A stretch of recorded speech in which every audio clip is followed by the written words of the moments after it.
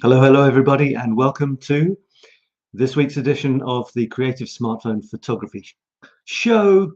I'm looking like this today. Hello, Sav in Paris. And it's a day later because it's Easter, so I thought I would do it on Monday. If you're watching the replay, hello as well. I can see there's nobody watching yet, but when you do watch, it doesn't make sense. Leave a message in the comments to say hello. And the theme was bits of trees. And this theme was the most successful so far in terms of the number of people contributing. Amazing. So many photographs. I won't have enough time to talk about all of them, but thank you and wonderful. And let's see what else we're going to do. So I'm going to share the screen here. Okay, yeah, so do say hello. Say hello in the comments so that I know that you're there, and you can comment about anything you like, ask questions. What am I doing? I'm going to share the screen here. So I got things going with this. Now, trees is a common theme, but I thought let's do something different. Let's do bits of trees, because trees is just too common. We've done it before as well. So I was thinking, what are bits of trees? This is to make you think, a little bit. Also, there's a question. I asked a question in the blurb for this show, and that was how to make normally boring shots more interesting. And I'll give you the answer straight away. It's quite simple. Zoom in on a detail of the thing. This works for trees, it works for houses, it works for landscapes, it works for portraits. For example, for a portrait, how to make a portrait of somebody more interesting or really original. Zoom in on maybe one eye or their hand on their face, or their hand on something they like. So we're looking at details, making things much more interesting than the whole picture. You could have lots of details which make up the whole picture, but as soon as you've just got a picture of a tree, you're in sort of classic landscape photography, which is okay, but I wanted to do something different. So we're going to look at lots and lots of tree details. A couple of people saying hello. Alison, hi, Alison. And you, Alison, are in a wonderful part of the country, I think, well, especially the Lake District, when you go up there to take some really cool pictures. And you showed us a really cool picture. Nazanin is watching as well. Nazanin down there on the Marne. Lots of interesting trees down there as well. So let's have a look at some of your photographs. I will just say one more thing, and that is that this week maybe I have been promoting my new Paris masterclass. It's not really about photography, but it will be heavily based on my photographs of Paris. So if you've seen a lot of pictures of me going on about Paris, that's why. From now on, we are in the pre-launch offer period, but it goes until January because the masterclass will start in January. Really amazing thing that I'm working on. My life's work, 30 years in Paris, more or less. We'll go into this, so feel free to check that out and see what you think. And let's go over to this. Now I'm trying to go in the order that these were posted, but as soon as someone comments on something, it goes to the top. So this was me giving you ideas. A leaf that fell on my leg, a little spring leaf coming out to say hello, with the light behind it. If you notice, this is called contre-jour, when you've got the light shining through something. With leaves, try that. About 100 times more interesting than the sun shining directly onto the leaf. Check it out. And the first shot is from Beatrice, who is a top contributor. Look at that. You can be a top contributor if you contribute a lot. It means she's in the top 10 of contributors. So go for that. Why not? Beautiful shadow here. And you've got a bit of a tree, which is the trunk, but the whole of the tree, it's not even the whole, but most of the tree actually isn't the tree, if you see what I mean, when you've got the shadow. So it doesn't have to be a part of the thing. It can be an echo of the thing, a reflection of the thing, a shadow of the thing. It doesn't matter. And she's gone for black and white, which is very, very cool for shadows. I'm going to go really quickly through these because I didn't even know that 𝘚𝘢𝗣 had contributed. Wonderful, 𝘚𝘢𝗣, thank you. So I put a picture of flowers in some of the promo, and you might think flowers, trees, but all of the flowers, all of the trees in Paris are in blossom at the moment. So so blossom is a good one. Lovely, Cooley. Thanks. Cooley is up in Scotland, the country of my birth. Anyone else saying hello? Chris. Hello, Chris. Nice to have you here. And Chris is doing the Paris masterclass, which will start seriously this week, but not the actual masterclass. We're in the pre-masterclass section from now until January. That's why I said that in the blurb. So from next January, it'll be the serious full masterclass. But from this week onwards, I'm going to be developing sections of the masterclass with the people who want to do that with me, and you'll be getting lots of interesting Paris stuff. So great to have you here, Chris. So I'm not very good at zooming through photographs, as you know. Sorry, just waiting for my screen to come back for me. Okay. All right. So what I'll try and do is make one meaningful comment on each photograph. I guess these are roots, and roots are sometimes incredible because they've got a life of their own. So if you focus on the roots of trees, this looks like an uprooted tree. And it's sometimes easy to see some amazing things in roots. I can actually see a flamenco dancer in this. You see the arms there, really pretty amazing indeed. Maybe in terms of the lighting, it's daylight, it's broad daylight. So what that can sometimes do is the lighting can be a bit flat. So, you know, you might want to bump the contrast up a little bit to make this a bit more dramatic. Maybe put a vignette on the outside. Could make this more of a dramatic, artistic photograph. Talking of which, here's a dark vignette on the outside. It's from 𝗚𝗏, not on a trunk of a tree. Not so wonderful, aren't they? And they can end up seeming to be eyes or strange things like that. So especially on older trees, you can see a lot of character there. In the end, a tree trunk is not so exciting, so she's put it at an angle, and I like it. Okay, so this is a section of a tree, and it's the section that was cut around the base, around the roots, by the looks of it. So what does she say? A grand oak tree, from Jean. A grand oak tree in a park in front of our home reached the end of its life. The interior of the tree was rotting away and becoming a safety concern. We have that in our town as well, Jean. They got rid of about 5 big trees from a local park, and it was very sad, and people even complained.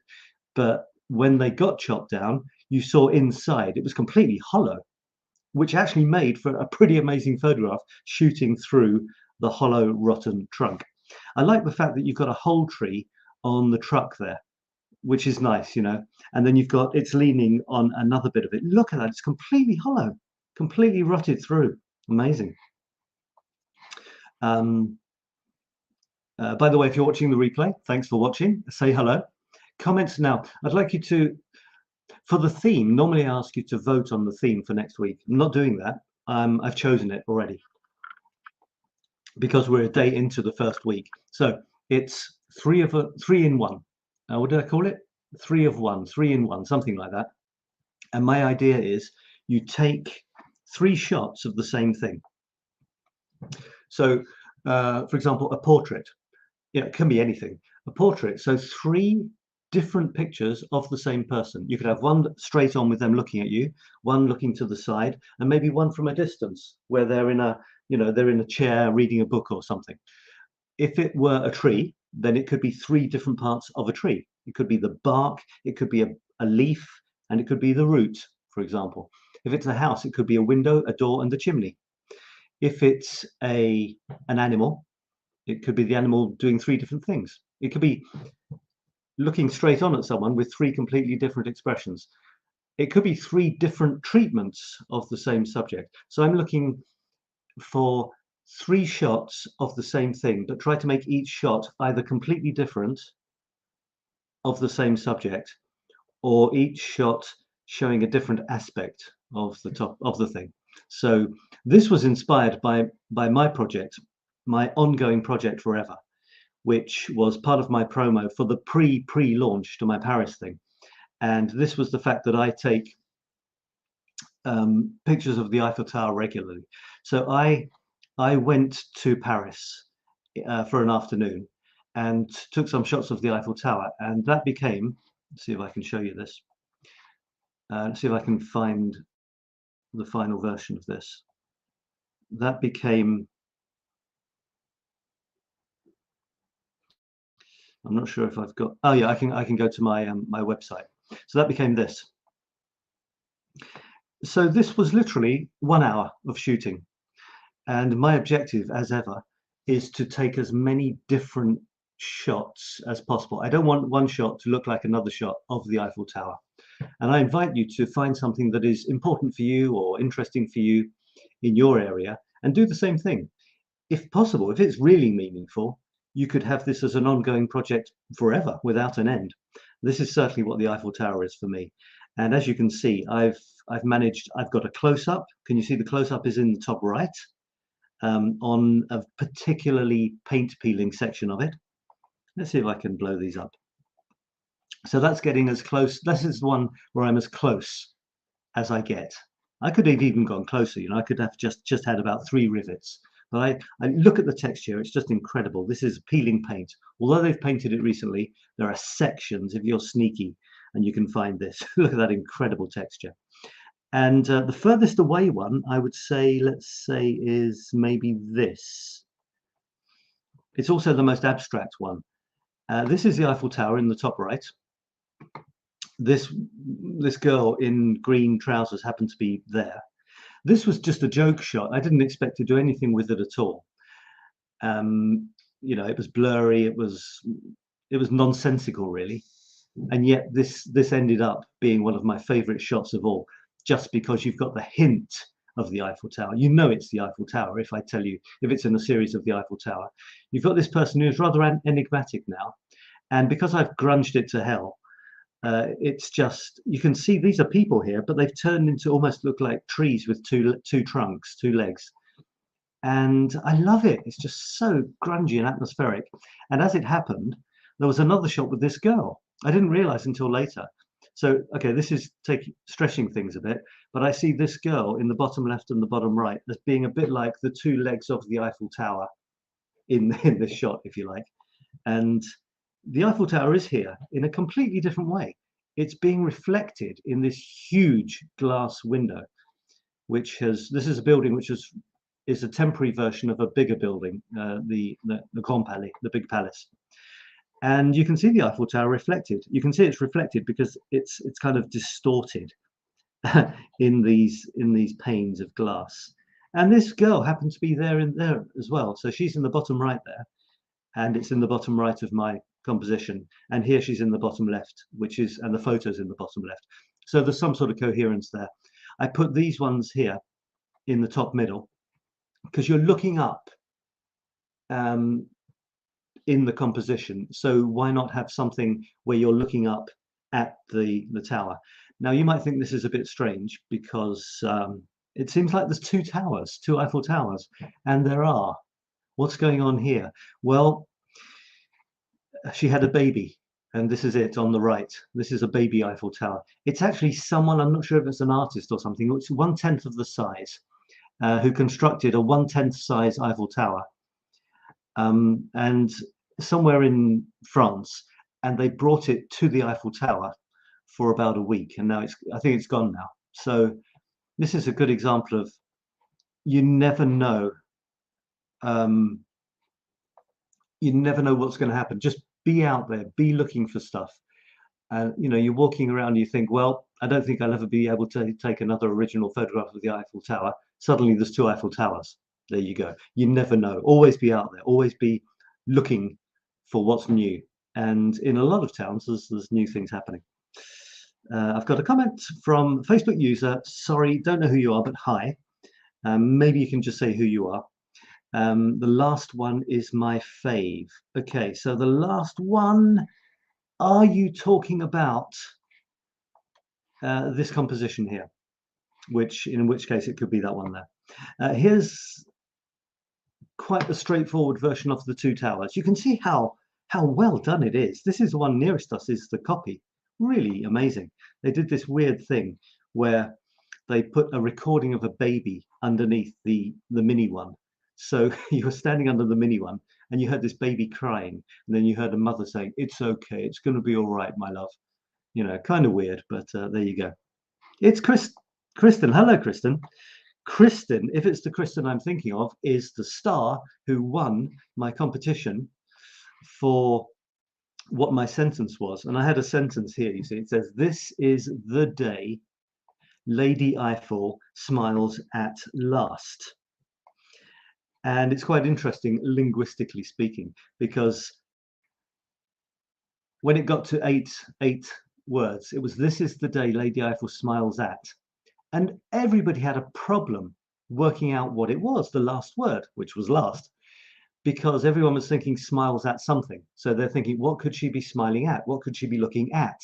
But it wasn't that. It was more of a linguistic expression, at last, you know. So that was quite funny. It took a while for people to get that. So what is Kristen going to get? Well, Kristen is going to get one of these. It's a new series of my little things here. You see, so these are either going to go up in the streets of Paris, or they're going to be sent to people, or I don't know what. So as you can see there, there's some of my little squares here. They look like this. They're smiley ones this time. The last time I did them, they were not so smiley. They were something to do with Ukraine, and they were crying smileys. But these ones are fun smileys. There you go. And I'm calling this series what is it? 𝗦𝗠𝗔𝗥𝗧𝗣𝗛𝗘, which, folks, is Stoicism. You see, they've got all sorts of things. You can have one of these if you want. Well, actually, if you took part in the competition, you will get one. I was so pleased to see people taking part in the guessing competition. Everybody who took part and tried to guess the end of this sentence will have one of these sent to you. You just need to give me your address. You're welcome. You're welcome. So these will be, you know, part of Paris folklore. They're going to go up in Paris on bridges, probably. I put something sticky, two-side sticky thing here, so people can actually take them off. They don't damage the thing. They take them off, and they keep them. And I hope that when they look at the edge, they see 𝑖2c.life. It's a website address, and they go there and, you know, get involved. And maybe they invest in one, and I'm going to give any euros that I get for them to the poor people of Paris. That's what I'm going to do. Unfortunately, Paris, which inspires me, is also a city which has two sides. It has the glamorous touristy side, but more often than not, when I go into Paris, well, every time actually, I do see homeless people. So I've decided these little squares on their own are going to be my way of I'm going to, you know, offer them up for adoption, and the few euros that I ask for them, I will give to poor people in Paris, because, you know, that's my town. So I think Kristen is saying, oh my God, always Kristen is saying, yeah. All right, so look out for that. And if you did take part, you guessed, and I don't have your address, send it to me. This is how fun, Sub Paris from Kristen. All right, let's zoom back. I might come back to those in a minute. Let's zoom back to yours. This is interesting. It's kind of like a frame of branches. I'm hesitating to blow them up bigger because sometimes my computer decides to not go back to the original place. So it's really nice from Kristen, who has found a frame of branches for another part of the tree, which is nice. You know, just because I ask you to use one specific photo technique, such as getting in close on a detail, it doesn't mean you can't use others. And another very, very powerful technique is obviously framing, finding a frame. So here, I'll try and blow it up elsewhere. Using tree branches as a frame is great. It's a natural frame within your photograph. But if you've got a frame, of course, you need something to be framed. It's not enough just to have a hole. And sure enough, she has got, is it the moon or the sun? Answers on a postcard. I don't know. I don't know what it is. It's, I'm guessing. Oh, hang on. Is it a light? Is it a street light? No. There, it looks like it's a street light.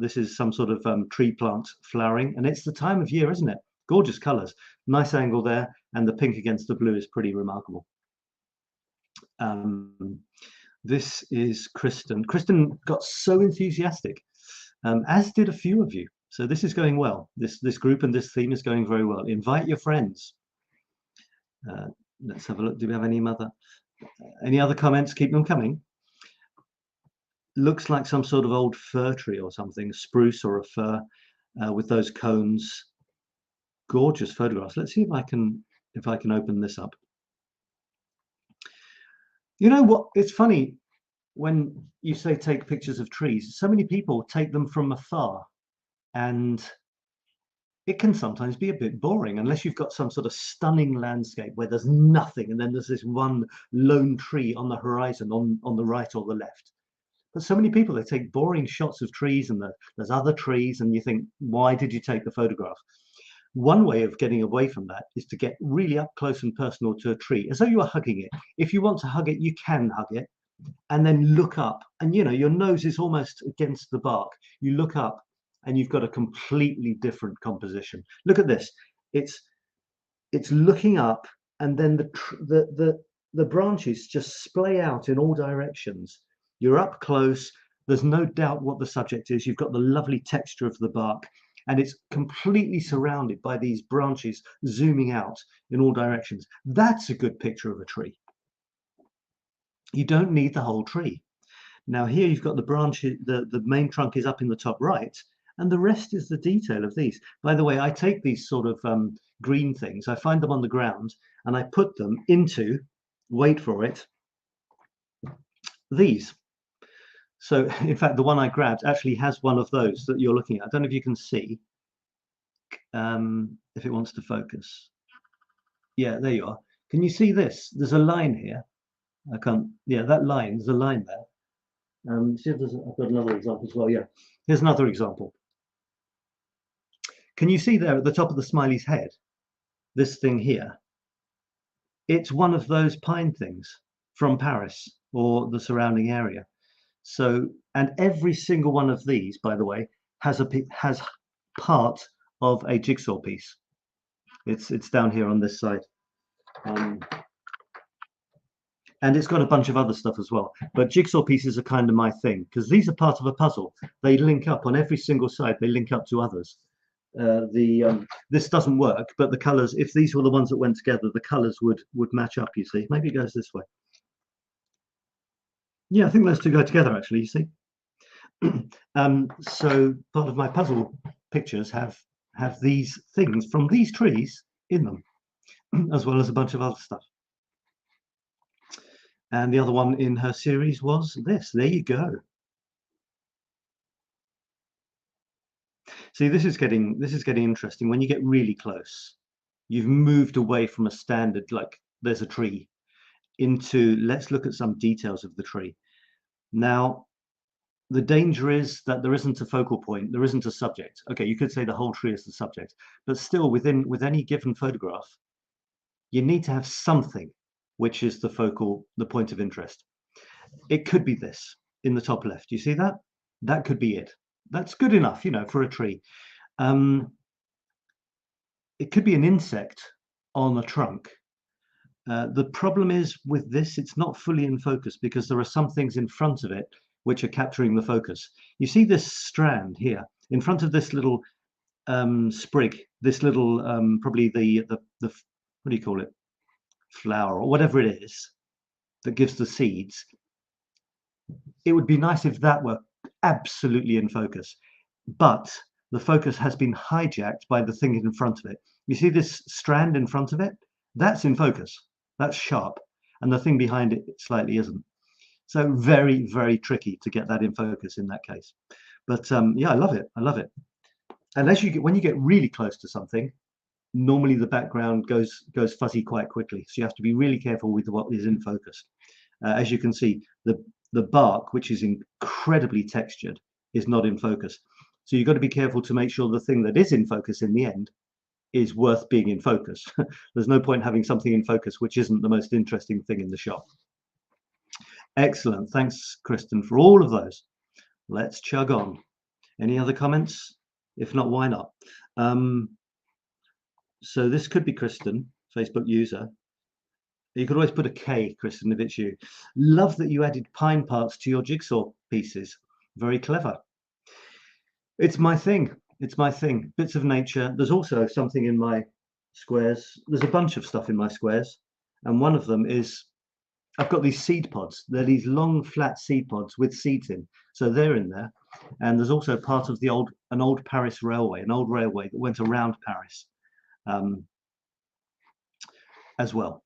Little bits of the wood from the sleepers. This was me honoring your shots from last week, and I'm going to do the same thing. I'll take a few, you know, 3, 4, 5. I can't take them all, you know, so it's kind of random amongst all the best ones that I like. And I'll say one thing that I like about them. This is, it's Angela. I thought it might be Jean. Just you know, look at this for a second. What is she doing here? She is shooting through a,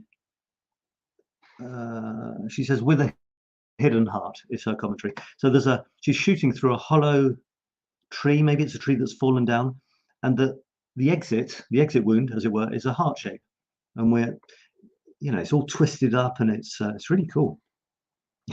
I'll leave it at that. You know, sometimes I don't have to waffle on too much. From 𝗏𝗴, again, she's going. I think she's got sort of fallout from the black and white theme, but especially branches look very striking against the sky when they're in black and white. Taken on my street, you could see square trees on the left. Yeah, I said that there are two types of trees in France: square ones and round ones. The square ones are the ones that they cut into box shapes, and it's incredible. They're almost knife edge sharp. I don't know. Do you have these in your place? It's a typically French thing. They have these avenues, and the trees are like boxes going down. I'm not sure if it's good or bad, but they're there. So this is the edge of one of those trimmed trees in the bottom left, which she has used to fill in the bottom left corner, which is a good thing. The bottom right corner is filled in with a similar kind of thing, but it's a house, and the rest is given up to the tree itself. In fact, the tree we're looking at, I realize now, is also trimmed. It's just the way we're looking at it, it doesn't seem quite so trimmed. Probably when spring comes and the leaves are about to burst out, you'll see it fully square, as it were. Okay, look at this from Dorothy. Amazing. How did you get him to, well, her to pose for you like that? So she's shown us the original as well, which is nice, because it's always fun to compare. You don't have to show the original, but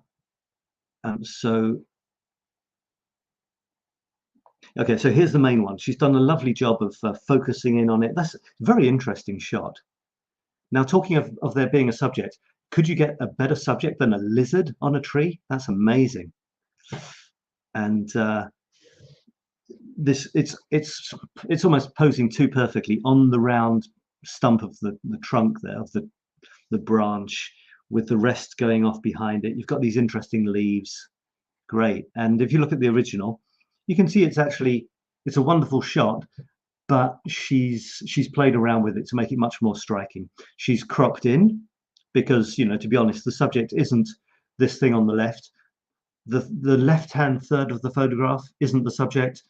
The bottom third of the photograph definitely isn't worth putting in the shot if you want a strong shot.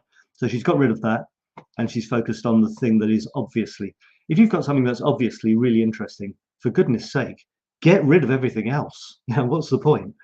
The lizard is obviously the most interesting thing in the shot. Make the lizard the center, and make it as big as possible as well, without losing. She could even have cropped in a bit more, you know, even a bit more off the bottom, a bit more off the left, not too much, because that's a nice bit of lush green on the left of the trunk, but, you know, a fraction less of that, maybe a fraction less on the right, a fraction less on the top. You know, I think she could have gone tighter, even tighter. Then it's a completely personal decision on what you want your shot to look like. Possibly could have moved up the bottom a bit and moved the right in a bit, so that the lizard and the round thing moves slightly further down to the bottom right of the shot. You know, but then, yeah, play around. It's done a great job there, Dorothy. Love it. And thanks for showing us the before as well. That's always interesting. Alison says, that's perfect timing to get the lizard here. So, you know, Dorothy, you can take all the credit for that. It could have been pure luck, or you could have waited half an hour.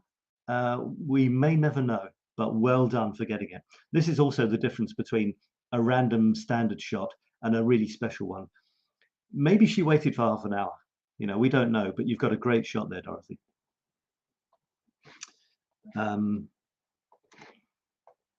By the way, I'll just remind you again, if you've just popped in or if you're going to pop out, the theme for next week, this week from now, is three in one. In other words, take 3 shots of the same subject, but 3 different shots, trying to show 3 aspects of the same thing, 3 different angles. You could have an in really close, drawn out a bit, and then the subject in its environment. Doesn't matter. 3 shots of the same thing and you can submit as many sets of 3 as you want. Go for it. I hope that'll be a nice change. If you have an idea for a theme, send it in and I'll add it to the list, and it'll be part of the ones that we suggest for the next week. So this is Bear.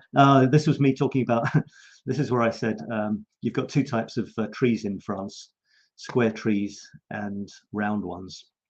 This is the difference between a French garden and an English garden. In France, they have something called le jardin anglais. Le jardin anglais, I think it's masculine. And their jardin anglais, their English garden, is basically a garden with no straight edges, no straight lines. In other words, the trees are tree-shaped, not box-shaped, and the paths are not straight, they're windy. It's very charming. And then sometimes they have, next to it, they have the French garden. Everything is straight, the trees are box-shaped, the lines, the paths are straight, the little lakes are rectangular, and some sort of rigor, the French rigor. I'm not sure if the French are known for rigor, but their gardens certainly are. So, and then Bear showed us a picture of, he said, okay, it's a very small one. I didn't blow it up, but yeah, French gardens are pretty incredible. All right, let's carry on zooming. So this is from Alison, somewhere in the Lake District, which I'm hoping she will show me, because I'm going to the Lake District soon, at the end of May. It's a tree which has a twirling tree trunk. Try saying that with a mouthful of spaghetti. A tree felled and twisted by stormy winds let's see if I can blow this up. To create a beautiful arch, the power of nature, found in woods near Keswick, which is where my parents live. So I'm hoping to, I steal people's shots quite unashamedly. So I want to have this shot as part of my repertoire. Did you know that I have a website for the Lake District? What? You didn't? Let me just show you. You know, I won't spend time on it, but yeah, I've got a website, and it's called lakelandchronicles.com. I fell back in love with the Lake District, which is in the Never Eat Shredded Wheat, the northwest of England, almost Scotland, but not quite. Fell in love with it again a couple of years ago, and I created a website. It's called Sab's Lakeland Chronicles, lakelandchronicles.com. Check it out. And it's based on photographs and writing and me conquering a certain number of peaks. Maybe Alison will be with us next time. Alison is actually featured in there. Anyway, that's another story. This is from Angela. This is in Thessaloniki, and which is in Greece. It's not a detail. It's not even an artistic photo. And Angela knows something about artistic photos. She is great. She's got an amazing photographic eye. No editing at all. But it doesn't matter, because that's not what this photograph is about. This is this photograph of a tree stuck in between 2 apartment blocks. And what did she say? She said, I just wanted to share this photo because this tree tries to shout, hey, you two, let me breathe. I'm not quite sure what's going on here. You know, what came first? Did the buildings get built and they didn't chop the tree down? Or did the tree grow in between the buildings and realize that it had chosen a bit of a tight squeeze place to grow? So, you know, feel free to include humor. That's okay in your shots. Let's get rid of some of these windows which have been opened. So now this is actually something that I thought a few people would contribute. If you're in the right side of the country, and it's buds. It's the beginning of spring, beginning of summer. Some lovely buds growing on a tree. This magnolia tree's buds will soon open. They don't last long due to the crazy weather conditions at this time of year. It's interesting to have nature beautifully shown against a fuzzy architectural background. Laurel from Australia, great friend Laurel, who went nuts trying to guess what the last word was. I ended up giving clues like the last word is right in front of your face with last in capitals. You know, I was doing everything I could in the end to stop people sort of booking flights to come and kill me in Paris through frustration. So thanks for playing the game there, Laurel. Another natural graft from nature. Natural graft. I think this was about trees jumping onto other trees and sort of entwining themselves and becoming part. This time the mulberry tree. I have to tell you, I lived in Australia for a year, from when I was 9 and when I was 10. I moved from a tiny little boxy garden to what for me was a huge estate. In Australia, to give you an idea, they don't have to build up. They don't have to build first floors or second floors if you're American on their houses. They just build another room on the ground floor level. They've got so much space. And we had a mulberry tree. Oh my God, it's like blackberries on drugs. They're just the huge juicy berries. Amazing mulberry. If you ever get a chance to have fresh mulberry, do. They're sort of juicy and elongated and lovely. All right, Angela. Now this gives you an idea of Angela's both photographic skills and luck. I'm going to say not luck because she got a lucky shot. Luck because of where she lives. You know, can you imagine living in this place where you've got a tree like this against a background like this? This is the. I don't know if it's the original, but it's one of the versions she gave us. And this is the second one. I love them both. This one is just stunning because she's moved away from reality and she's given us this. It's not really abstract. You can see that it's a tree, but the processing has taken it away from reality into real pure, the realms of a pure artistic thing you could definitely have on your wall. I mean, you could have this on your wall, but you know, this is art. This is real art. And it's stunning, and it's amazing what's happened here. You've got. I'm just trying to work out what's going on here, and I think I've got it. You've got the horizontally, the photograph is broken into 3 bands. I'm going to guess that this is the sand. Let's call it the sand. It could be a wall for I know. Let's call it the sand. Then you've got the water, which just happens to have a bunch of birds on it for good measure. And then you've got the top 2/3 of the photograph is sky with some nice clouds. You've also got this tree which zigzags. It goes zig, zag, zig. So the first zig is on the first band at the bottom. The second zig covers the water. And then the third zig zigs back into the sky. So that's already pretty amazing. I'm trying to work out what the bottom zig is. I think it's the shadow of the tree. Although it could be part of the tree. It could be that the tree for some reason has gone like that. I don't know if it's the shadow or if it's, I think it's the shadow because it's kind of rough, you see, and it's rough because the surface the shadow is on is rough. That's probably why. And you can see the angle. You see the angle. Although I can't see where the sun, well, I can see where the sun is because it must just be above the tree, out of shot, to be casting that sort of shadow. You know, isn't that cool? This zigzag thing, which covers the 3 bands of the photograph, and the top 2/3, which are the sky, and the branch, the spindly branchy part, goes over into the right 2/3 of the photograph beautifully. And then this is just extraordinary, super. I'd put that on my wall.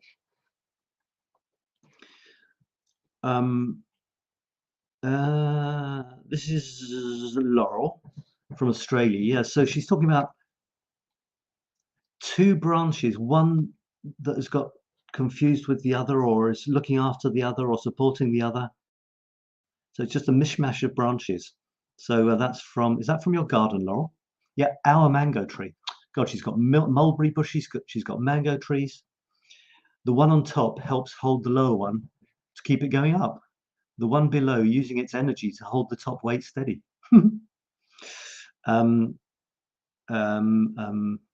This is Jean looking through the same. This is a hole that she showed us before, which was looking in the theme of looking through things. And here she's seen what she thinks is the Loch Ness monster. I can now see a kind of a little tongue here. I know that's quite small on your screen. I can try and make it a bit bigger. It almost looks like a tongue with a little eye there. I see what you're saying now, I think. I was born in Scotland, where the Loch Ness Monster really lives, so obviously it's not the real one. Although somebody else, hang on, somebody else no, I don't know where it is. Somebody else contributed another photograph, which really does look like the Loch Ness Monster is doing a tour of the world.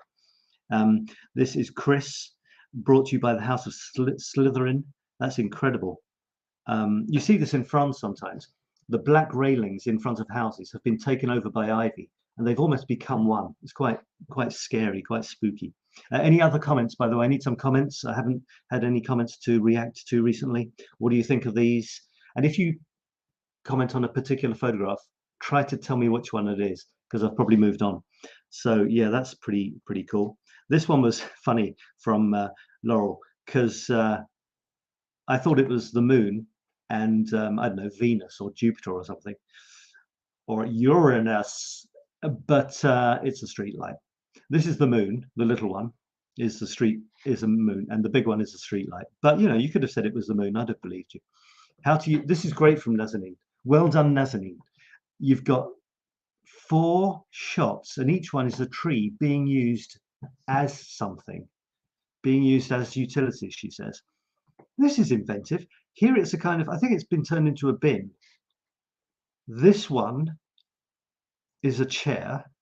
This one is supporting bird boxes. And the last one, what is the last one? Well, it's been used as a canvas. You know, I don't fully approve. I don't think the tree particularly appreciates that, but there you go. Well spotted, Nazanin. Nice to see you, you know, getting really inventive there. I mean, on theme, as it were. Because to get 4 shots where trees have been used for a non-tree purpose is pretty cool. And again, whoa, Nazanin is on a roll here. Let's have a look at some of these. Where were these taken, Nazanin? That's stunning. You said something about frost. Where is this? It's not France, is it? That's a superb tree. You see, I see these a lot, and I don't know what's going. Oh my God, there's birds in there. Look, there's 2 birds. Is it ducks? No, it can't be ducks. On the tree. Is that another one there? That is so weird. It's a bird tree. Now, there's a lot of trees like this in Paris and near Paris, especially in the suburbs. And I don't know what's going on. They have this way of cutting trees, which make them look like lepers, like stumps. They've got, you know, it's like they've lost all their branches. And what they do is each year, these poor, desperate stumps desperately try to push out branches. They let them, okay, have leaves on those. Then, so the tree gets covered in green at least, but it doesn't invade the house and stuff. And then at the end of the year, they chop all those new branches off. And then the next year, the same thing happens on the stumps. The stumps each year desperately try to grow branches. But there are some, the thing that I don't get, there are some which they've left them like this. They seem to have not allowed them to sprout any branches.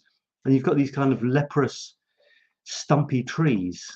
I don't know. I think it's weird. I don't know.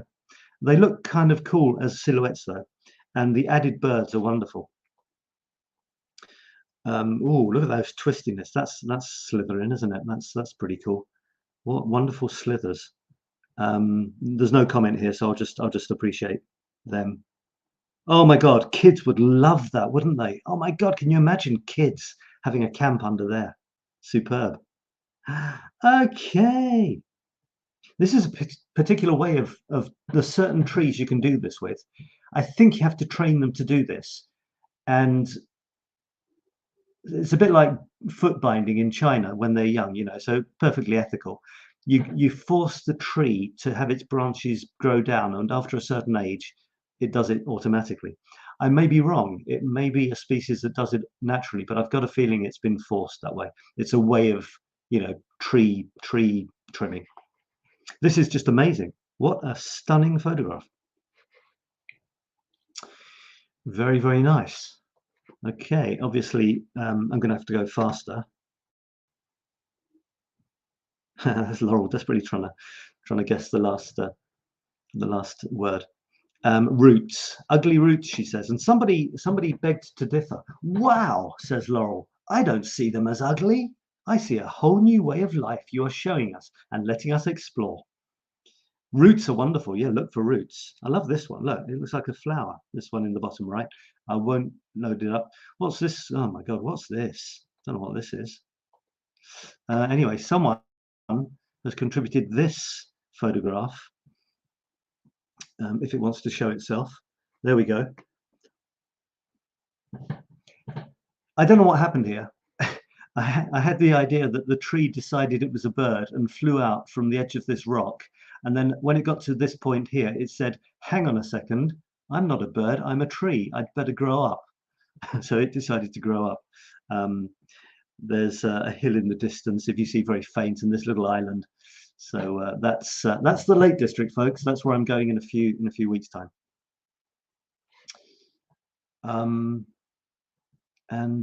This is the Nessie run aground from Chris. That really looks like a monster, doesn't it? That one there. Let's just blow this up. Thanks again, everyone, for such wonderful contributions. They're stunning. This is what an interesting place. I don't know what's going on here. Is it natural the way the trees do this, or have they been forced to do it, or what? What's going on here? Stunning for playing on, and stunning for photographs, and stunning. This would be a stunning frame if there was something interesting to frame. Lovely.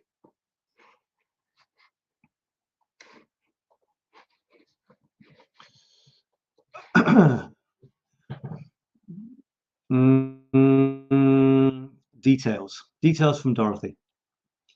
Yeah, focus in on something lovely and make it a composition. Make it a flowery floral composition. And what better than, so she's done something original here. She's taken the same thing, flipped it around, and changed the colors slightly. Do what you want, folks. Do what you want. Very interesting. Very interesting. This is from Bear. This is one of the most disturbing photographs in the show today. I mean, don't you think it's disturbing? It's a piece of wood, but it looks terribly like somebody's leg. And the treatment of the photograph, it's quite dark, and then there's a dark vignette. It's also out of focus on the edges. It's lying on the sand, and it's really a strong photograph. Even it's both extremely simple and extremely strong because of its simplicity. This is a good argument for simplicity. If there was anything else, it would take away from this. But you've got two things. You've got the fact that there's only the sand and this very interesting piece of wood, and it looks like a leg, so that's interesting. And there's nothing to get in the way. And even the sand, which could have detracted, has been darkened and fuzzied out. So, you know, it is what it is. And simplicity is sometimes the best way to go of all. Oh my God, this has even been put onto, can you see this? Yeah, this has even been put, let's blow it up if we can, see if it works. Can I don't know if I blow it up, it might not be 3D, but this looks disturbingly like a frog stuck in the wood. Let's see if it does give, yeah, it does. See, there's the 3 effect down, the effect, isn't it? Ooh. Looks like okay, I'm going to go some mezzanine with some roots, getting close in on the root. That's nice. Getting really close. Thomas, hello, Thomas. Another very up close. I mean, how up close is this? What are we looking at? Are we looking at the molecules here, or some bugs on it, or twigs which you've tomified? Very intriguing. Seeing, feeling colors, shadows, silhouettes, and more experiences. Thanks for that, Thomas, giving us an unusual photograph as usual. Here's another one, tree detail with some Thomas blurb. Is it growing on rocks there? Interesting. This is flowers from John, dogwood. Dogwood, I'm not sure if this is part of, oh, it is part of the tree theme. So basically, there must be a tree called a dogwood. I'm not very good on flowers. Look at the sun coming through there. Lovely, probably late afternoon sunshine. Getting really close to the flower in the bottom left there. The problem with cute little flowers is they can be too small and it's just a bit of a random anonymous photograph.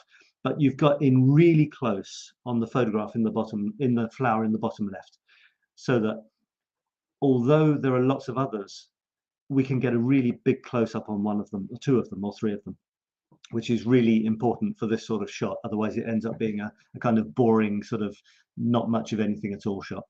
And you've got the sun as well, so you know, double whammy. Lovely silhouette there from Kristen. I know a Kirsten, Kristen. I know a Kirsten. That's why I'm always calling you Kirsten. But you're not. You're Kristen. She's Kirsten. And let's have say no more about it.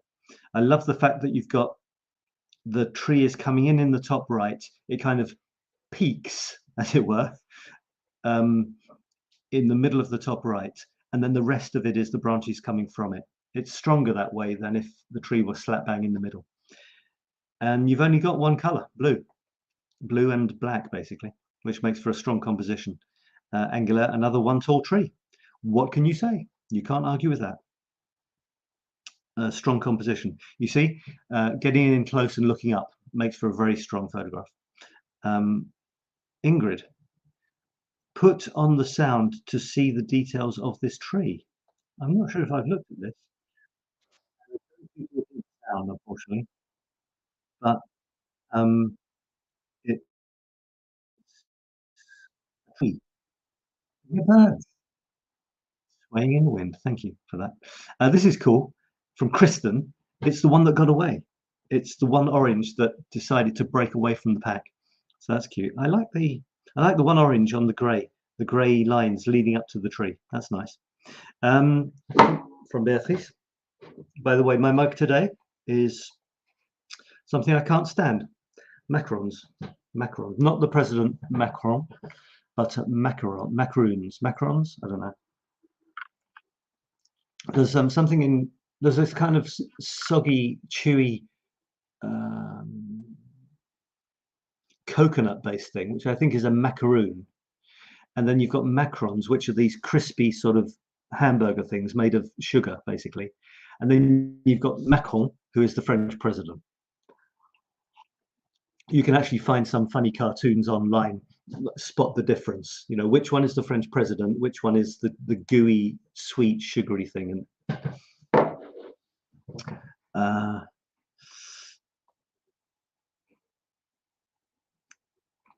Kristen is saying, love that one that got away. Thanks for the title. Yeah, the one that got away, the one that broke away from the pack, the orange that didn't want to be part of the orange tree. Thanks, says Kristen. And Chris is saying natural winds. Natural winds. Natural winds made the trees bend over to that extreme. That's incredible. It must be kind of windy in those parts. Look at this. This is gorgeous. When, oh, hang on. No. So this is where nature comes on houses. So nature is taking over the railings. We've got this quite a bit around where Bear and I are in the suburbs of Paris. We often see these sort of things, and sometimes it's quite remarkable to what extent the railings have been taken over by the what's that frog doing there? It's coming back to haunt my dreams.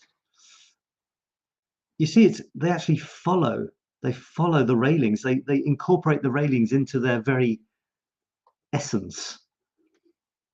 This one is superb, and I love the red behind it. It's just gorgeous. You've got the peeling paint texture. You've got look at how that intertwines all around and everything.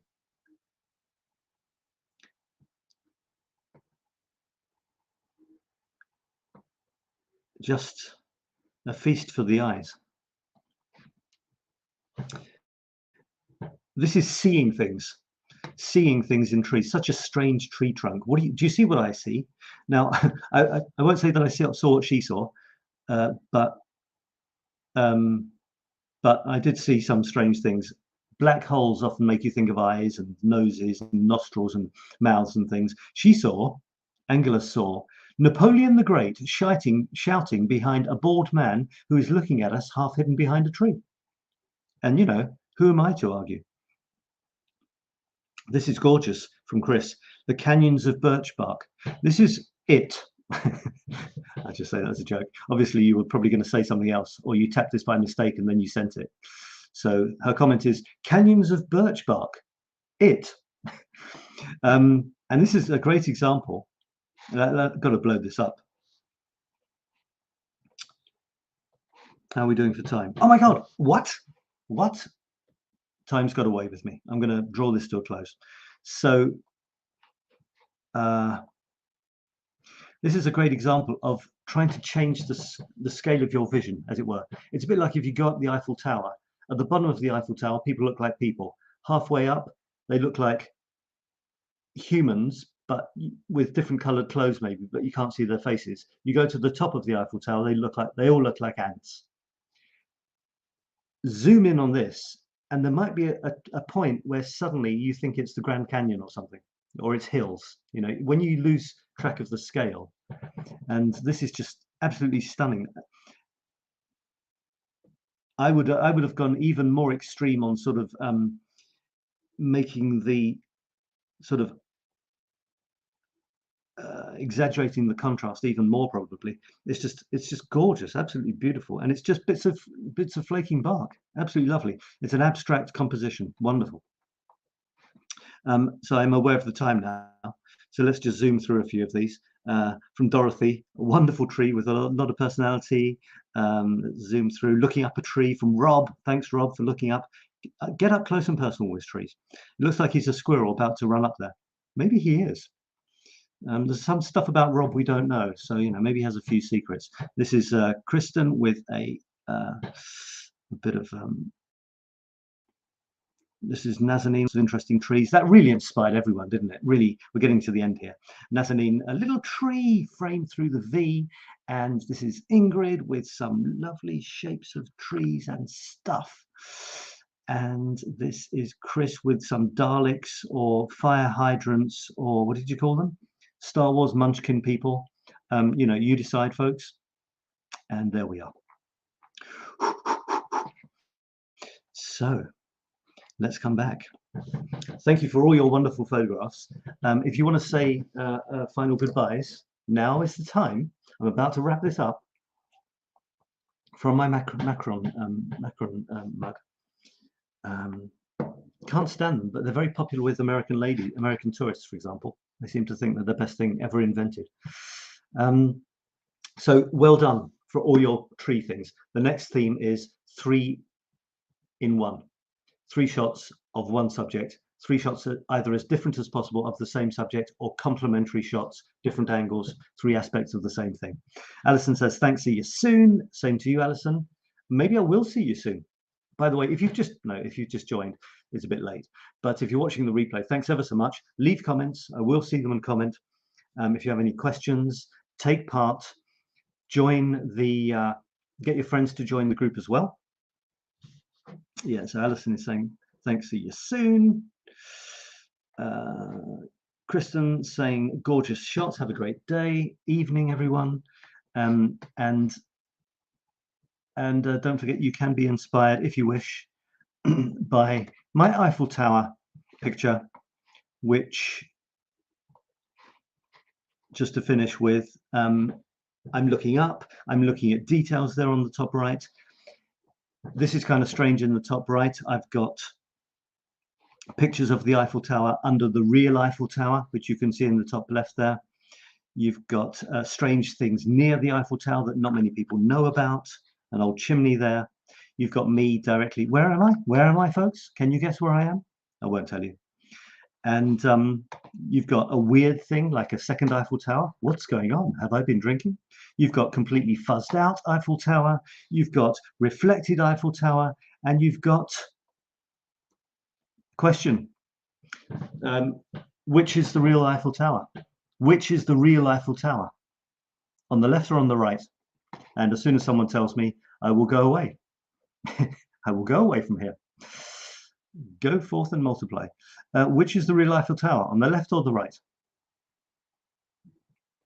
Can you see this? Yes, you can. I suddenly thought you couldn't see what I'm doing. Which is the real Eiffel Tower? On the left or the right? I'm not going until you tell me. Which is the real Eiffel Tower? Left or right? Or maybe it's neither. Yeah, so just while I'm waiting for you to tell me which the real Eiffel Tower is, there may be a few second delay here. I'm starting my Paris masterclass. I'm starting the preparation of it.